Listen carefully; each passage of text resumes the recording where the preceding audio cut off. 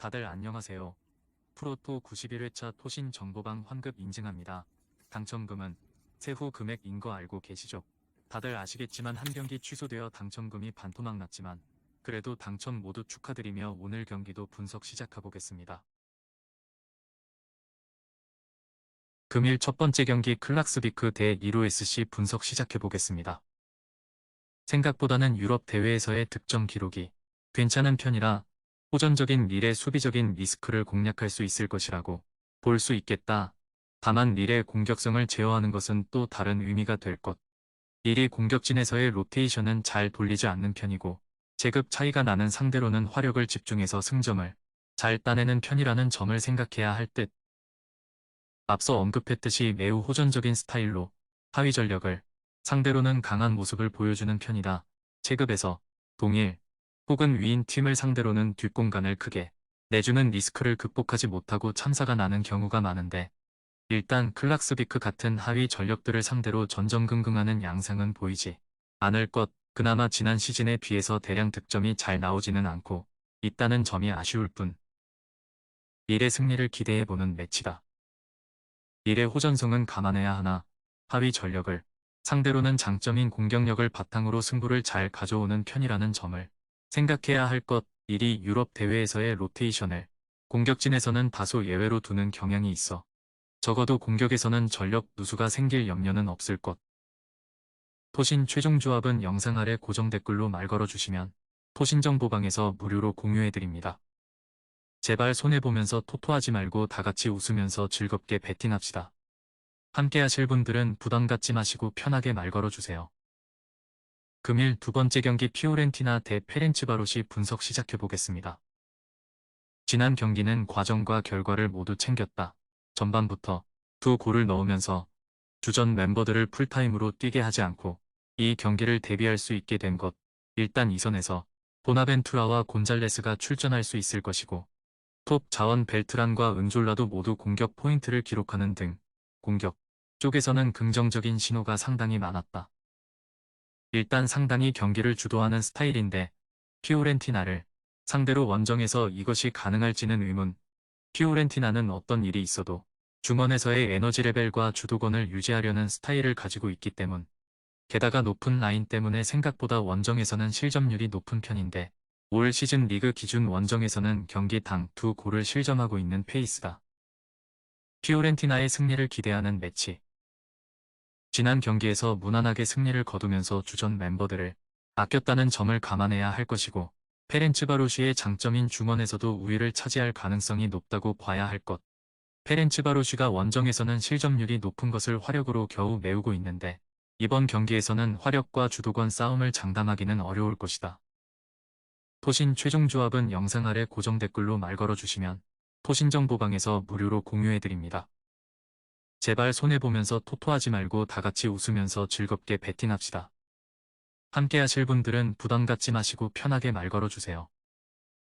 금일 세 번째 경기 알크마르 대 레기아 분석 시작해보겠습니다.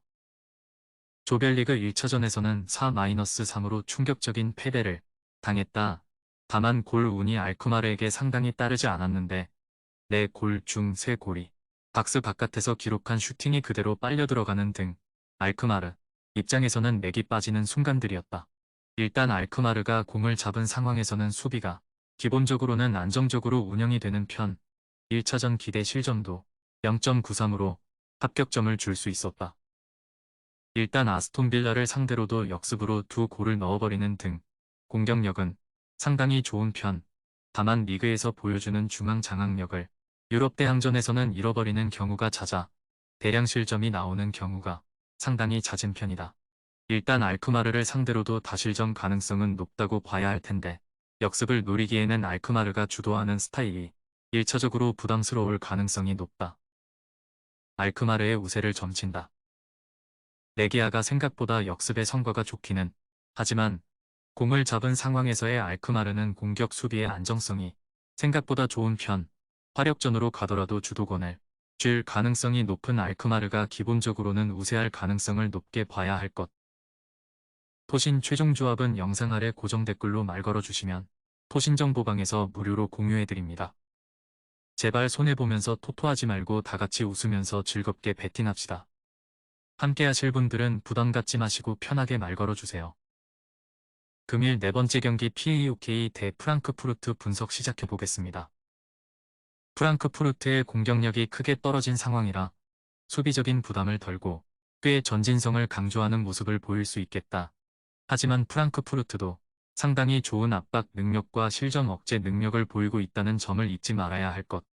물론 조별리그 1차전 3-2 승리 이후에는 득점력이 상승 곡선이라는 점을 감안해야 하나 일단 두 팀의 전력 차이도 생각하지 않을 수 없다. 컨퍼런스 리그 1차전에서는 2-1로 에버딘을 잡았으나 원정에서 밸런스가 완전히 붕괴되는 경향이 있는 팀에게 한 골 차의 스코어 밖에 기록하지 못했을 정도로 공격력이 매우 떨어진 상태. 다행히 팀의 근간인 수비는 견고하게 유지되고 있지만 무한히의 PSG 이적이 프랑크푸르트에게는 직격탄이 되었다고 볼 수밖에 없을 듯. 무승부를 고배당을 노리고 선택해도 좋다. 프랑크푸르트의 공격력은 일단 전반기에는 늘 난조일 가능성이 높을 것. 그렇다고 프랑크푸르트가 그대로 무너지기에는 팀의 코어라인과 실점 억제 능력이 상당히 좋은 편이다.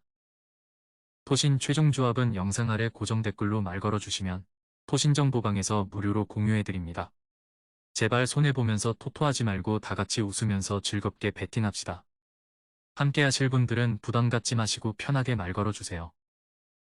금일 다섯 번째 경기 에스턴 빌라 대 지린스키 분석 시작해보겠습니다. 컨퍼런스 리그 1차전에서는 2-3으로 덜미를 되려 잡히는 모습, 강한 압박으로 상대를 몰아치는 특성은 잘 보여주었지만 되려 상대의 역습에 3번이나 뚫려버린 것이 결국 발목을 잡고 말았다. 물론 알크마르도 지린스키를 상대로 강한 압박과 주도적인 경기 운영으로 다득점에 성공하는 등 아스톤 빌라도 득점력에서는 크게 문제가 없을 가능성이 높으나 일단 수비는 좀 불안하게 바라보는 편이 나을 듯. 지난 1차전에서는 알크마르를 상대로 4골을 몰아치는 저력을 보여주는 모습. 다만 3골이 박스 바깥에서 기록한 슈팅들이 너무 예술적으로 빨려 들어갔다는 점은 감안해야 할 것. 물론 아스톤 빌라의 높은 압박 라인을 공략하는 것은 어느 정도 유효할 것으로 보이나 지난 경기만큼의 화력은 다시 나올 가능성을 적게 보는 편이 일단은 합리적일 것. 지난 경기 지린스키의 저력은 놀라웠으나 그래도 아스톤 빌라의 전력이 더 우위다. 1차전 지린스키의 골 운이 상당히 잘 따라줬다는 점과 결국 높은 압박 라인에 밀려서 대량 실점이 나왔다는 점을 고려해야 할 것. 오버 양상의 아스톤 빌라 승리를 점치는 매치다. 토신 최종 조합은 영상 아래 고정 댓글로 말 걸어주시면 토신 정보방에서 무료로 공유해드립니다.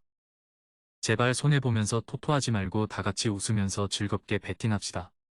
함께 하실 분들은 부담 갖지 마시고 편하게 말 걸어주세요.